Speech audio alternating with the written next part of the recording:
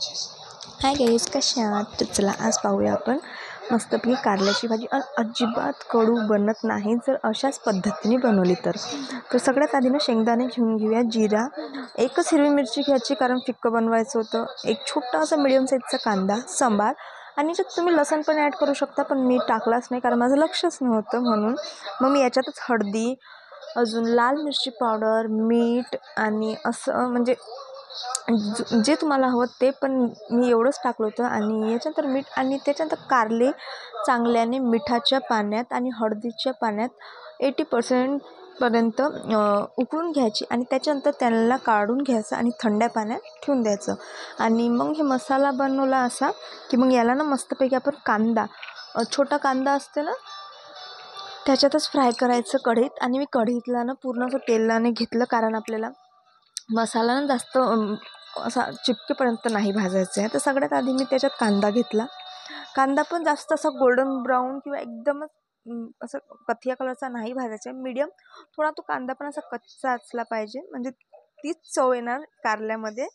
तर ते कडू तर बिलकुलच लागत नाही जर मिठाच्या पाण्यात आणि हळदीच्या पाण्यात धुतलं तर, नाहीतर मग ते कडू लागू शकतात. आणि मस्तपैकी शिजून घेतले मी कांदे आणि तुम्ही बघू शकता कांदा पण जास्त शिजवला नाही आहे. त्याच्यात मग मी टाकला आहे जे आपण मिक्सरमध्ये मसाला काढला शेंगदाण्याचा तेच, आणि चांगल्याने त्याला फ्राय करायचं. मीठ नाही याच्यात, काहीच नाही टाकायचं कारण आधीच सगळं टाकलं आहे म्हणून आता काहीच नाही टाकायचं. आणि हे पण लवकरच शिजते बघू शकता कारण आधीच शेंगदाणे भाजून ठेवत असते मी, तर जास्त काही भाजावं लागत नाही.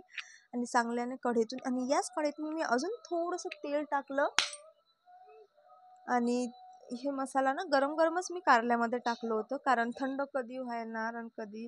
तर मग काय केलं, हे थोडंसं तेल टाकून नाही आता या तेलाला खूप असं वाफवून घेतलं. आणि आता मग आपण काय करायचं, हे कारले आहे ना स्वच्छ धुतले, उकडलेल्या पाण्यातले आहे, तर कडू तर अजिबात लागत नाही आणि लेकरं पण खूप आवडीने खातात कारण कडू खरंच लागत नाही. आणि असं याच्यातनं सगळा मसाला भरून घ्यायचा. आणि थोडासा जास्त बनला होता तर मी ठेवून पण दिला कारण आपण याच मसाल्यामध्ये अजून पण काही बनवू शकतो, भरलेल्या भेंडी किंवा इतर. आणि बघू शकता मग असं तेलामध्ये ना दोन दोन एक एक तळून घ्यायचं. मीठ म्हणजे पूर्ण झाल्यावर ना कारल्यावर थोडंसं मीठ टाकायचं चवीसाठी, की ते थोडंसं अजून पण चांगलं वाटतं.